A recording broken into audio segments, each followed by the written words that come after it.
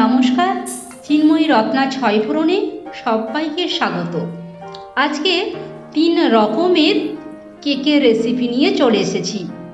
2 রকমের ভাপা কেক, 1 রকম শাঁকা কেক। ভিডিওটা সম্পূর্ণ দেখতে অনুরোধ করছি, কারণ সম্পূর্ণ না দেখলে আমি কি প্রসেসে এটা তৈরি করেছি তাহলে বুঝতে পারা যাবে না। আর নতুন বন্ধু হয়ে থাকলে সাবস্ক্রাইব করার অনুরোধ রইল, প্লিজ সাবস্ক্রাইব করে আমার পাশে থাকবেন। নির্দিষ্ট একটা বাটি নিয়ে নিয়েছি। আপনাদের বাড়িতে যেমন কাপ বা বাটি থাকবে সেই মাপ নিয়ে তৈরি করবেন।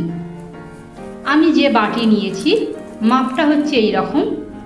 ওই বাটির 2 বাটি চালের গুঁড়ি, 1 বাটি চিনি, হাফ বাটি নারকেল কোড়া, হাফ বাটি সাদা তেল, 1 বাটি তালের পাল্প।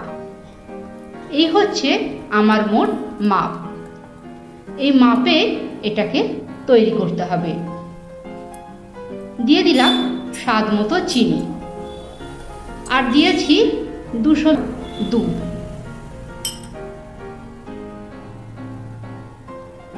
হাফ বাটি কোকোনাট বা নারকেল কোড়া দিয়ে দিলাম।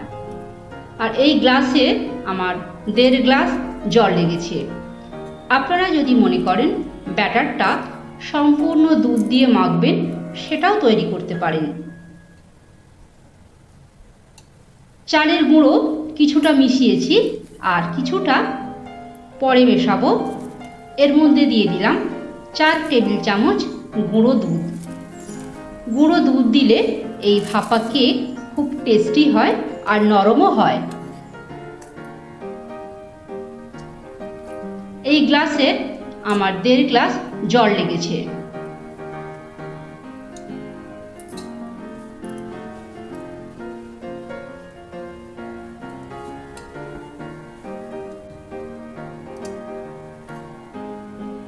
এইবারে চালের গুঁড়ির সমস্তটাই আমি আস্তে আস্তে ঢেলে দিয়ে ভালোভাবে এটাকে মাখিয়ে নেব।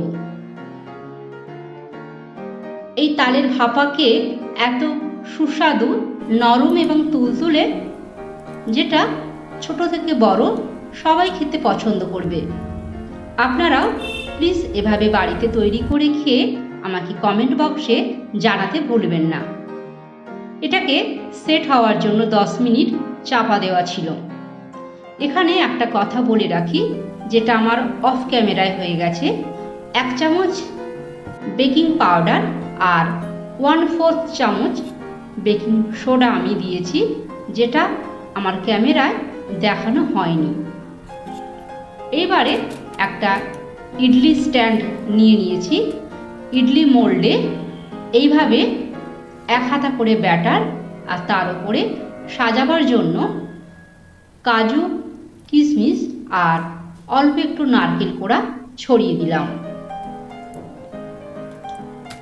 আরও একটা কথা বলে রাখি, খাবার সোডা আর যে বেকিং পাউডার আর বেকিং সোডা কিন্তু একদম কখনোই প্রথম দিকে দেবেন না।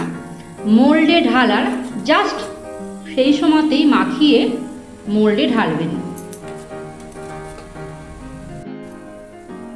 সমস্তই আমার এভাবে মোল্ডে নেওয়া হয়ে গেল। এটাকে 20 মিনিটের জন্য বেক করব, স্টিম করব। কারণ আমি তলাতে জল দিয়েছি, তাই এটা হচ্ছে স্টিমড কেক বা ভাপা কেক। এইবারে যাদের এই ইডলি স্ট্যান্ড নেই তারা কিভাবে তৈরি করবেন, এইভাবে ছোট ছোট বাটি নিয়ে নিয়েছি। এখানে আমি স্টিলের 4টে বাটি নিয়ে নিয়েছি। তবে স্টিলের বাটিতে দেরি হয়, কারণ এর যে তাপের তারতম্যটা একটু অন্যরকম হয়। এটা যদি অ্যালুমিনিয়ামের বাটি হতো এটা আরও ভালো হতো। মাইক্রোওভেনে 30% আমি এটা 10 মিনিটের জন্য, 10 থেকে 12 মিনিটের জন্য এটাকে বেক করেছি।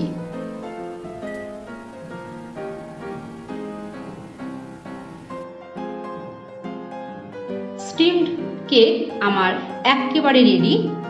একদম খুব ফাঁপা, স্পঞ্জি এবং খুবই সুস্বাদু এই কেক। 20 মিনিট এটা আমার সময় লেগেছে।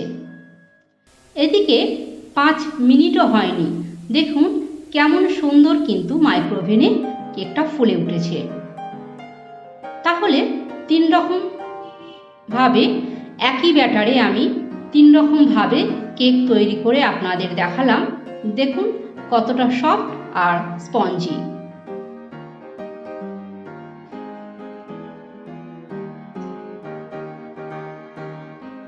মাইক্রোওভেনে যে কেকটা আমি বেক করলাম সেটাও কিন্তু খুবই টেস্টি আর সফট। ভিডিওটা কেমন লাগলো প্লিজ আপনারা কমেন্ট করে জানাবেন। ভালো লাগলে লাইক, শেয়ার, সাবস্ক্রাইব করে আমার পাশে থাকবেন। আর তাহলে আমি আরও নতুন নতুন ভিডিও দিতে উৎসাহ পাবো। ভিডিওটা দেখার জন্য অনেক অনেক ধন্যবাদ। নমস্কার।